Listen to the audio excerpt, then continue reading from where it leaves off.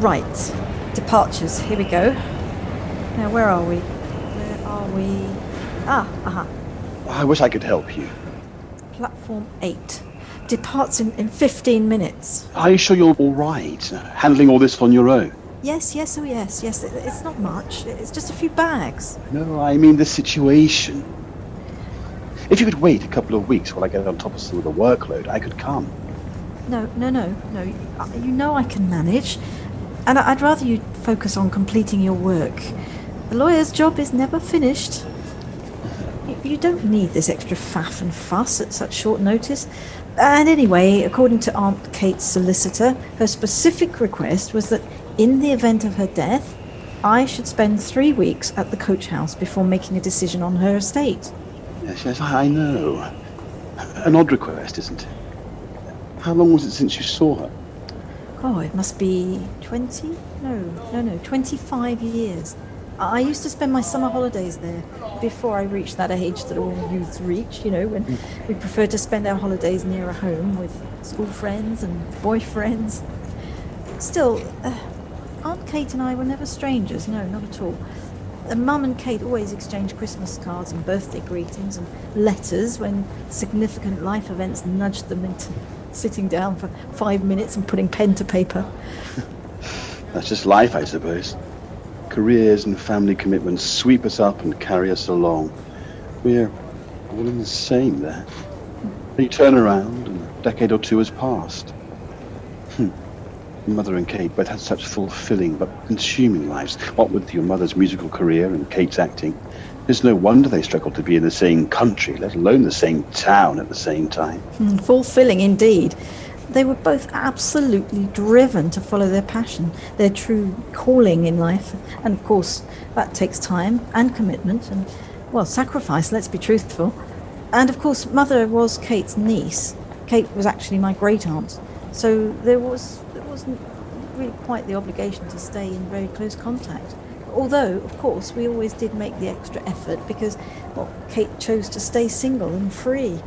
Oh, we adored her and her flamboyant ways, full of adventure, ever the storyteller.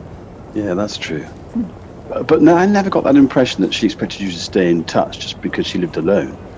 She was perfectly happy with her arrangement. In fact, she sought a solitary life. Otherwise, why head off to the Welsh hills to retire? Well, her career was rather intense, socially. So I suppose that retiring to Llanfairpwll gave her the true peace and quiet she really craved. I love to pronounce that Welsh town name.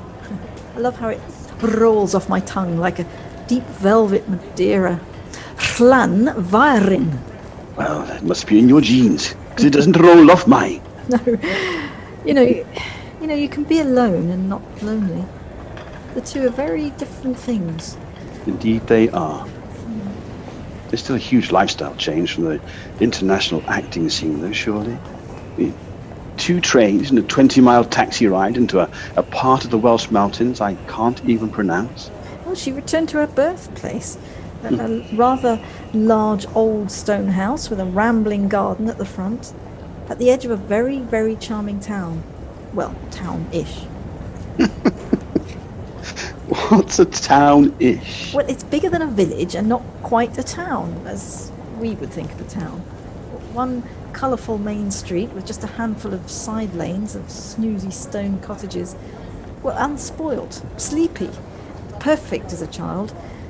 I'm not so sure I'd like to cope with life there as an adult. No high street shops, high-end restaurants, theatres?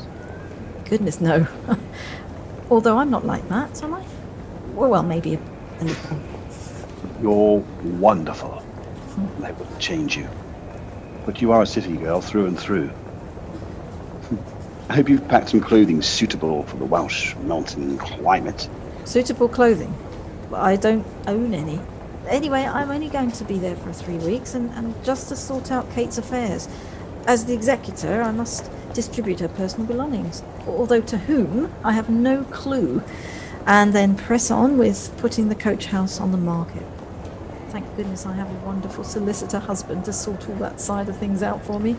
And I'm certainly not planning on braving the elements, nor rubbing shoulders with the locals. Not that I've anything against the Welsh weather or the locals, but, well, there just isn't time, and I need to get back as soon as possible. Well, hopefully that will be all straightforward. Kate's solicitor seemed very efficient when he contacted me. Well, I would imagine so. The house won't be worth very much. It's so remote up there. We'll just have to accept the first sensible offer to tie all this up, and then life can return to normal. The train to Cardiff Central is arriving at platform 8 in 5 minutes. Right, there we go. I'd better dash. Take care, and don't work too hard. Make sure you eat sensibly. How will I survive for 3 weeks without you there organising my life? I'm not even joking. Neither am I. 15 years of marriage, and you have me well and truly organised, like one of your work projects. One of my more challenging ones. Now I am joking.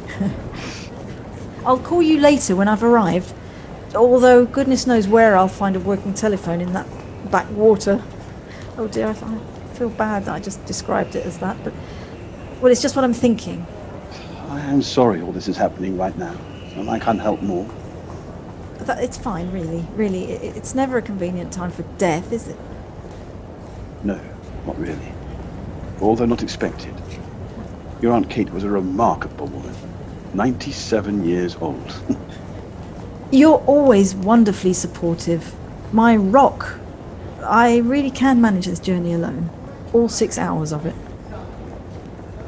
The train approaching platform 8 is the 0800 train to Cardiff Central. Cardiff Central, platform 8. Now, I really must dash. I love you. Stay safe, and I'll see you in 3 weeks.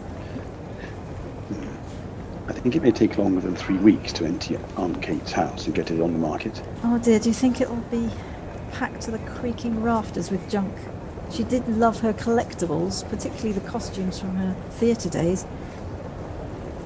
Oh goodness, Jonathan, what am I about to face? A ramshackle old house with an overgrown jungle of a garden, 6 hours away in a remote town that you can't even pronounce. I thought Kate had some paid help with the house and garden.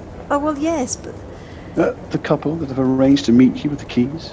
Yes, that's right. The Hughes. Alan and Dora.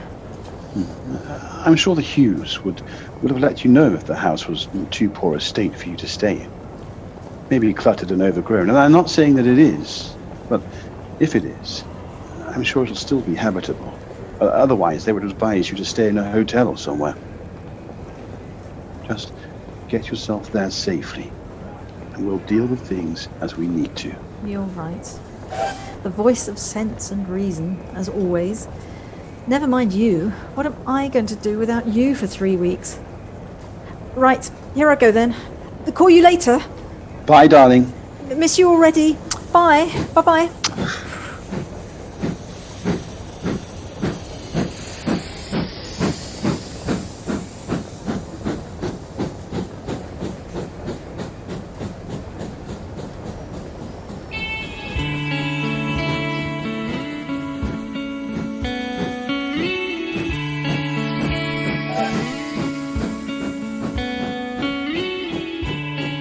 Yes, those are my bags, thank you.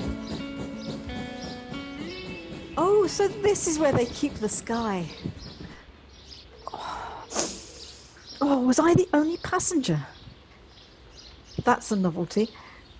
Now, who am I looking for? Mr. Maxwell Griffiths, Max's taxi. Well, that should be easy. Hello, Jocelyn, is it? Hello, you must be Mr. Griffiths. That's right, Max. Come this way, miss.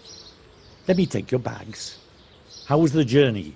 Oh, it was fine. Absolutely fine. No delays, no diversions, no people. I even had a seat for the entire journey. You're not used to all of that then? Well, certainly not. No, I'm used to crowds and delays and standing room only. Well, you're in Wales now. You can breathe. None of your city worries here.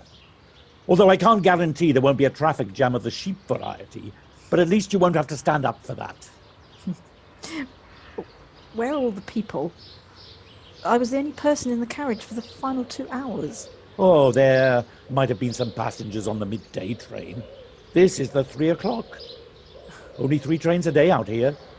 We don't need any more than that. I'm beginning to remember what I loved about visiting. The freedom and the air. Yes. You can smell the sea air coming across the salt marsh today. It's a southerly wind. Although you weren't from Llanfairpwll, it's about 20 miles up into the hills. And the sky is so big and blue. And the fields are big. And the sky meets the fields. You'd think it landed straight from Mars. Well, I've grown too accustomed to brick and glass. The sky is a long way up on Regent Street, hidden above the buildings. Beautiful buildings though they are. Well, here it reaches right down to the ground. Well, there's plenty more of this where you're heading. You'll be near enough in the sky. I hope you like heights and space as much as you appear to. I love it up there. I've lived there my whole life. Well, apart from a brief dalliance with Cardiff when I was 18. Didn't last long. Well, thank you for coming to meet me. It's very kind of you and of Mr. and Mrs. Hughes to organise my transport. It's a pleasure. This is my favourite run, from Llanfairpwll down to the coast here. I'm always happy for an excuse to drive over the hills to the sea. I usually bring Sophie, that's my collie, with me for the ride. I didn't today. I thought you might be allergic. I wouldn't have minded. Well then, shall we? Right, this way. The car's just over there. The sea air coming over the salt marsh. Indeed.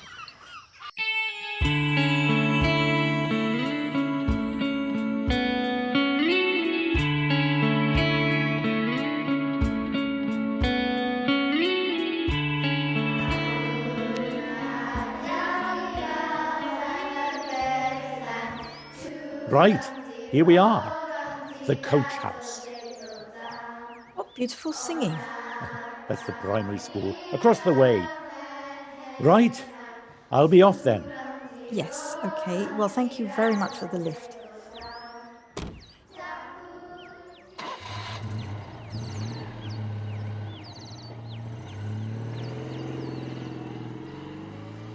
So, the coach house. Oh, Jocelyn? Yes, Mrs. Hughes. Dora it is. Hello there. Good afternoon. Thank you for arranging to meet me. I hope I haven't kept you waiting for too long. Oh, no. We just live across the lane there. I saw you arriving. Max told us earlier he was heading off to collect you, so I had an idea of when to expect you. How was your journey? Not too long, I hope. Well, it was long, yes, but surprisingly not at all as tiring as I'd feared. It was so quiet. I feel quite rested. Oh, that's good to hear. Right, here are the keys to the house. We've been keeping an eye on the place. Alan went in yesterday afternoon and everything was fine. He turned the water supply back on and the electricity's been on throughout to keep the appliances running, you know. Oh, that's very much appreciated. And I popped a few groceries in the fridge for you. Loaf, milk, eggs, jam and a bit of fruit. I thought you might not fill up to grocery shopping after your journey. Wow, how thoughtful. That's all right.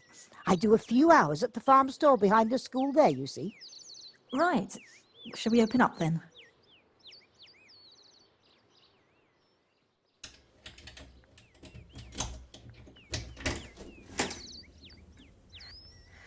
Oh, Aunt Kate. It's all as it was. Nothing has been moved. I've been cleaning on a Thursday. Been doing it for a few years now, so I just carried on. Kate liked her antiques and the memorabilia. She did. Oh, Well, I'm sorry. It's just that it's just been so many years since I was last here. Too many. And yet nothing has changed. It's exactly how I remembered it. I'm not sure what I was expecting, but not this. No, it's exquisite. Kate was very house proud. She loved her home, took great care of it, made sure she brought in paid help when she couldn't manage it herself anymore. I think I know the history of every ornament, every treasure. She loved telling her stories to Kate, and I loved listening to them. Such a character. Oh, she was. Right. Well, then I leave you to get settled in. Yes, thank you, Dora. Oh, I forgot to give her something for the groceries. I must remember to catch her later on.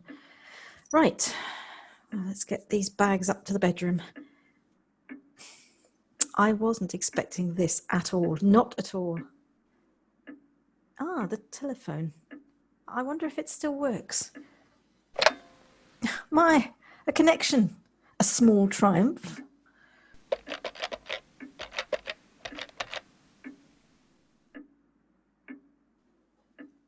Hello, darling. It's me. Ah, sweetheart. I was wondering how you were. All okay? Yes, all's fine. Thank you. Very fine. I've arrived safely, and the journey was not at all the ordeal I'd worked myself up to expect. Oh, that's great. And how is the ramshackle old house and its jungle garden? Well, it's not like that. Not like that at all. It's rather more mesmerizing. Well, there you go then. There's a lesson in not jumping to conclusions. Yeah, I know. I couldn't agree more. I've had a little word with myself about that already.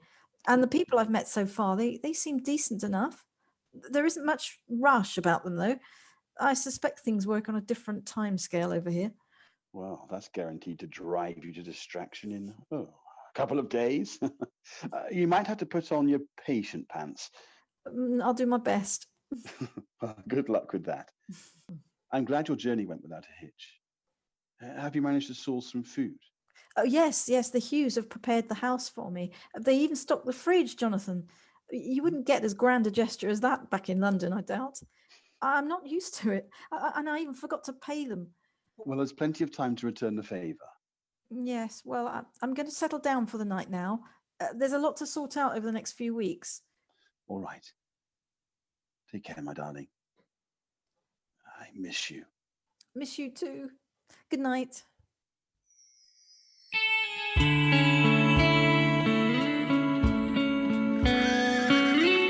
Well, I shall seize this rare opportunity to take my morning tea in a chair in the garden instead of on the 6:45 from Lancaster Gate with my face pressed up against the armpit of some very important businessman. It's so peaceful. And the birds. They sing quite loudly over here. I never noticed them in the city. I can't hear a single vehicle. It's as if the world has stopped. And I've been able to step off for a moment. Now, what's the breaking news in Llanfarin this morning? Hello. Hello. Hello. Borodo.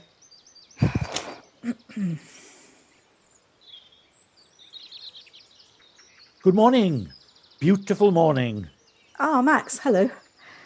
Everything dandy this morning? Are you sleeping well in the old house? Yes, absolutely fine. I'm very comfortable. Borida, Bob. There are rather a lot of people about this morning. Oh, yes. Are there usually so many people around at such an unearthly hour? Or is there something going on down that lane that I should be party to? Early? Surely someone from London doesn't consider 7 o'clock early. No, not for London, no. But out here in the, out these rural parts. Where on earth are people heading? Although there wasn't a great deal of haste about them, if truth be told. And children, too. A couple of teenagers just sauntered past. It's hardly an unearthly hour. It's daylight. The sun has been up for well over an hour. What better time to bathe in nature's glory than first thing in the morning with all her unspoiled promise of the coming day? They're just walking. But then these people have work to go to, or school. Of course, they have to go to work and to school. But as long as they head off by 8:45, which is in almost 2 hours' time, they'll be there by 9. As long as there are no sheep on the main road, then it might be 10 past. Well, I see. Well, I was just surprised, that's all. I mean, everyone called good morning to me, and Yes? it's just, well, I was minding my own business. Well, I know how hostile I just sounded. Ah, I see. They weren't meaning to interrupt your reading. No, I know, of course. Sorry, Max. Please excuse me. It's a legacy of too many years in the city. Well, I've heard this about city folk, and now I've seen it with my own eyes. Sit back, relax, enjoy your tea and the view, and just say good morning. Here you go, here's your chance. Good morning. You're doing grand. Now try Borida. Oh, behave. And how does that feel now? Oh, it feels unusual, novel. A funny feeling in one's stomach that spreads all over one's body. I think you are describing the pleasure of interacting with people. I'd better take it steady. I feel a bit dizzy. You enjoy your morning now. There is no 6:45 train here. Have a go at relaxing. Make time for people. You'll see how different it'll make you feel. Ah, here's Carmen. You off walking? Yes, the skylarks are calling. Hello, is it Jocelyn? Yes, that's right. We heard that you were arriving. I'm Carmen, from Heather Cottage, the tiny white one over there. My children are Will and Emily. Oh, I see. Oh, Kate was very dear to us. We're so sorry about her passing, all of us. Oh, what a splendid lady she was. Yes, thank you. And you have come all this way from your home to sort Kate's affairs out. I hope your stay is a comfortable one. I have everything I need for now.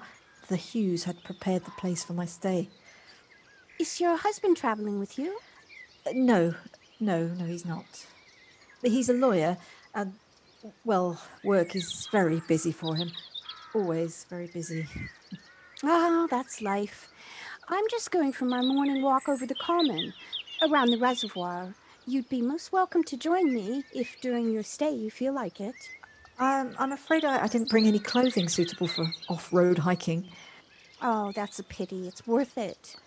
It does seem the pastime of choice around here. Yes, it is. You can walk a long way and not see another soul. And all of the pine forest on the hills over there, there are footpaths through it to the top. I don't know. It sounds a bit rugged for me. Oh, well. Enjoy your day. There you go. Making friends already. I hope I haven't come across as too stuffy. Not at all. I'm teasing. But you really should take up Carmen's invitation while you're here. If you'd like, I can drive you into town to buy some walking footwear. It would be a shame to stay in Llanfairpwll and not go up onto the common, see the wild ponies and smell the gorse. Perhaps. Well, Max, it's been a pleasure having tea with you. I feel much more equipped now for a day of sorting through Kate's belongings and arranging for delivery of the removal containers. The pleasure's mine. I'll see you later. And remember, it's Borida. Borida?